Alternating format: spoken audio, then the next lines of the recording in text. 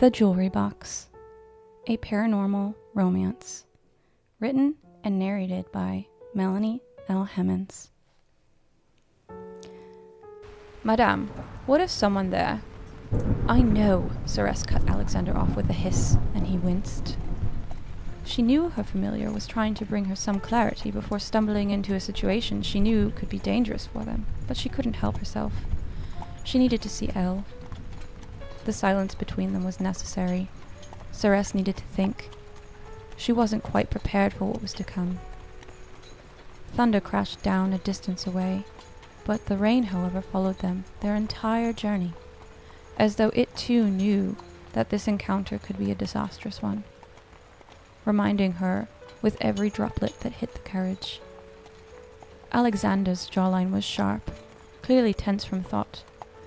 The lighting from the candle made his features all the more prominent.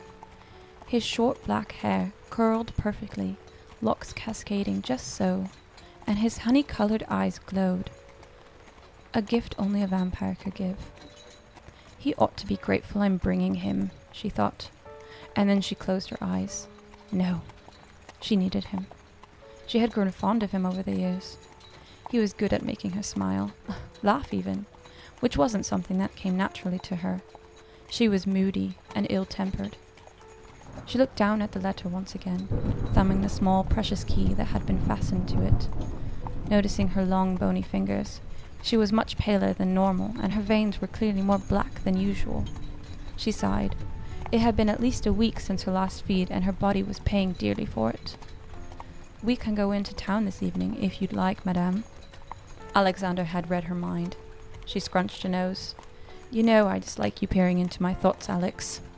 Biting her lips, she added, although, yes, I do think it's necessary, as I'm looking quite ghoulish, don't you think? More so than normal, you mean? Alexander grinned. Ceres playfully kicked his leg and rolled her eyes. A moment later, the carriage horses had come to a full stop. Together they glimpsed through the rainy window at the cemetery. A group had gathered, all in black. Ceres was thankful that day was gloomy, and that she could hide behind her black parasol. Alexander held the parasol over them as they reached the group. 20 or so people had gathered, some tearful, others sullen yet stiff. Ceres wondered what she should feel. The pastor read from a Bible, but Ceres ignored the words.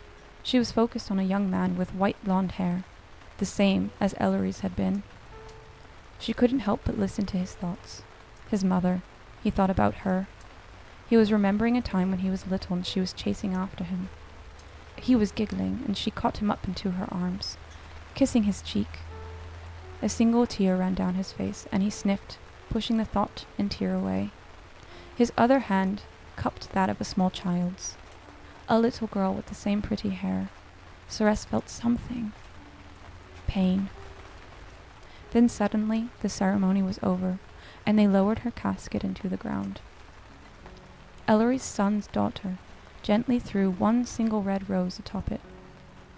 Ceres, is that you? Though, can it be? Ceres looked at the voice that addressed her. It was Ellery's maiden, Agatha, who was much older now. Wrinkles, age spots, grey and white hair. Stout. Ceres towered over her. She swallowed. No, I'm sorry, Madame. Ceres Lalaurie was my mother. My name is Selina, she lied. And this is Alexander, my travelling companion. Oh, goodness me! You look just like her. You gave me quite a fright. You even have the same gorgeous red hair. She chuckled lightly, and Ceres remembered how chatty she could be. Are you staying at that ghastly tavern in the city? Well, if you aren't, you should come stay at the manor. Ellery's son, Vincent, is staying tonight, bless him. We would be lost without him. That's him over there. Vincent! Vincent! Come here! She frantically waved him over. Vincent picked up his daughter and made his way over. He carried the same sullen face as before, but forced a smile. Hello, he held out his hand to Ceres. She took it. He kissed her hand gently. She smiled. Alexander was side-eyeing her, but she noticed something else flash in his thoughts. Oh, Vincent, Agatha went on, this is Selina, Ceres Lalaurie's daughter. You remember your mother always used to talk about her. They were the best of friends when they were your age.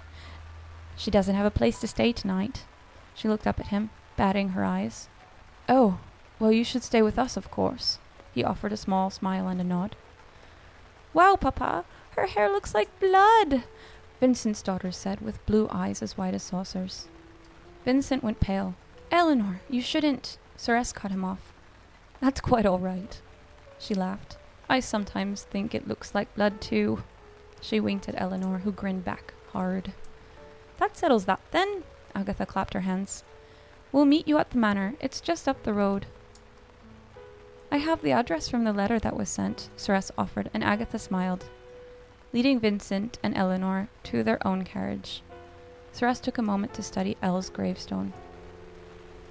Here lies Ellery Elizabeth Glass, 1808 to 1883. Loving wife and mother. True love lasts through death and time. A lump was suddenly caught in her throat. It was a quote from a book they read together one Samhain. Cuddled up in front of her fireplace, she remembered how sweet and soft her kisses were, and how bad she missed them over the years. Madame, Alexander touched her shoulder and she nodded, turning her back and getting into the carriage. When the carriage began to move, Ceres eyed Alexander. He lost his wife, you know. Alexander looked up at her. Yes, childbirth. I saw your little fantasy, she raised her brow. He blushed, turning his face to the window. He is handsome. I imagine Ellery was just as beautiful. He wasn't wrong. They were once again silent, thunder and rain filling up the void between them, until they reached the glass manor. It was as magnificent as she remembered it being.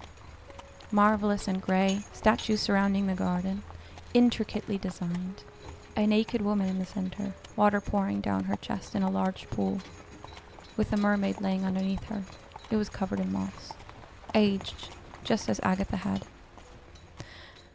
Agatha was eager to show them the manor, giving them a tour that Ceres knew like the back of her hand. Gorgeous paintings lined the halls, elegant chandeliers in nearly every room. When Eleanor spotted them, she ran from her father into Ceres's arms. I'm so glad you're staying. You're so beautiful and fun. Ceres couldn't remember the last time someone had called her either of those things.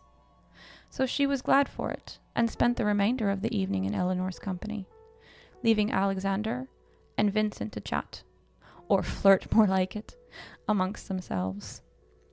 At dinner, Agatha made an elaborate meal, happy to have people in the manor, Ceres assumed. She ate the food, but felt ill afterwards, and asked to go lay down. Of course, dear, you can stay in Ellery's old room. She delighted herself in showing her to it, even though Ceres could have easily walked up the stairs and through the halls herself. Her room was exactly as she remembered it being. Green with floral wallpaper, books all about, a large canopy bed, the fireplace, her vanity where she wrote Ceres letters.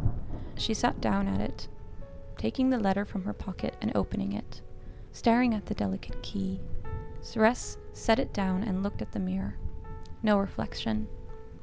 Of course, no reflection. She hadn't seen what she looked like in years. It made her remember the day that she broke up with Ellery, in this very room. If she could muster tears, she would have. She didn't ever want to leave her, but being bitten by a vampire came with certain conditions, one of which meant she couldn't turn her mortal lover.